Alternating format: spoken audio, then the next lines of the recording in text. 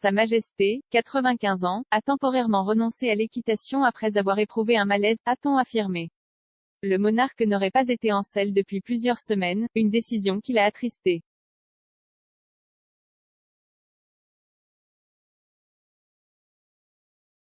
Et le Daily Mirror a suggéré qu'elle ne pourrait peut-être pas reprendre l'équitation avant plusieurs semaines, jusqu'au printemps.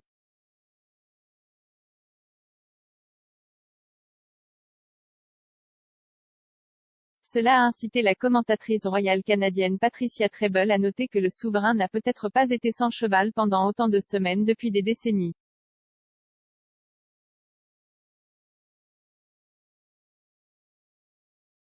Elle a écrit sur Twitter, ce serait la plus longue sortie de selle pour la reine depuis, peut-être quand elle était enceinte d'Édouard, né en mars 1964.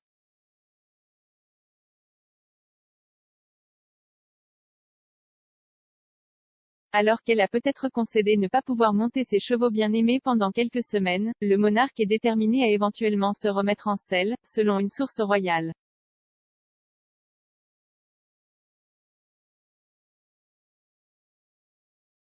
Ils ont déclaré au Mirror, la reine est triste de ne pas pouvoir monter sur son cheval, ce qui est l'une de ses passe-temps préférés, mais elle se repose et prend toutes les précautions nécessaires pour se remettre en pleine forme.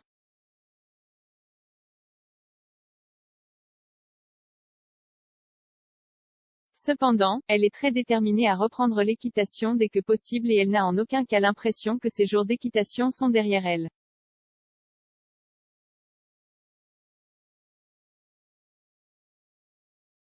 Un autre passe-temps auquel le souverain aurait temporairement renoncé est de promener son chien.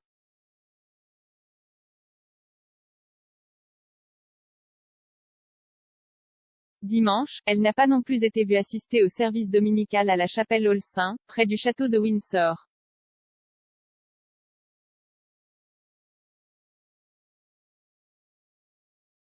La nouvelle que la reine a peut-être suspendu son activité équestre intervient après que ses médecins lui ont conseillé de se reposer.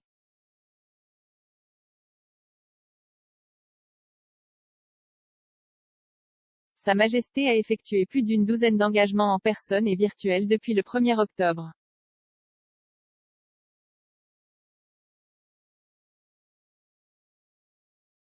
Mais, la semaine dernière, le palais de Buckingham a déclaré que la reine avait accepté à contre-cœur de se retirer d'une visite de 2 jours en Irlande du Nord, destinée à marquer le centenaire de la nation.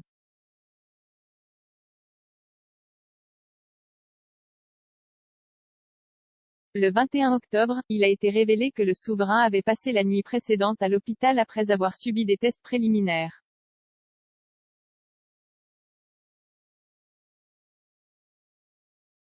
Mardi, le palais a annoncé que le monarque avait accepté de ne pas se rendre à Glasgow pour le prochain sommet sur le changement climatique COP26.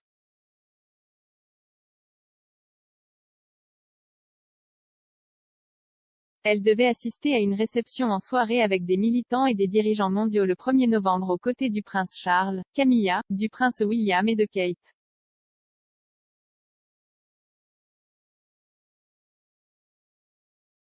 Cependant, la reine fera toujours entendre sa voix en enregistrant un message qui sera diffusé lors de l'événement.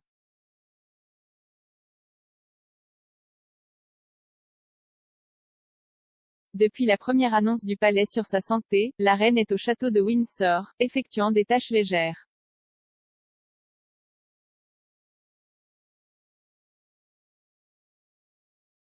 Il s'agit notamment de traiter avec les boîtes rouges du gouvernement ainsi que d'organiser une audience hebdomadaire par téléphone avec le Premier ministre.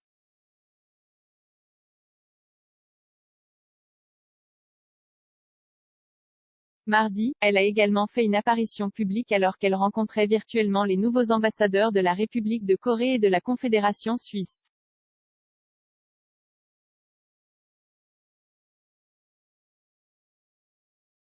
De plus, jeudi, elle a accordé une audience virtuelle au lauréat 2020 de la médaille d'or de la reine pour la poésie, David Constantine.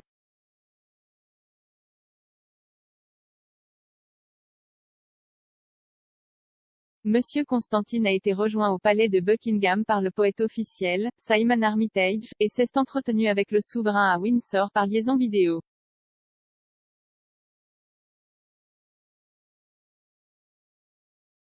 Au cours de la réunion, la femme de 95 ans est apparue de bonne humeur lorsqu'elle a déclaré à Monsieur Constantine: « Je suis très heureuse d'avoir la chance de vous voir ne serait-ce que mécaniquement ce matin. »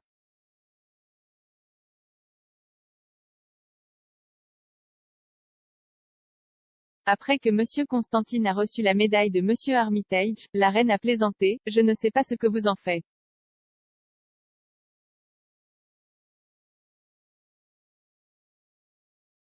Tu le mets dans un placard. »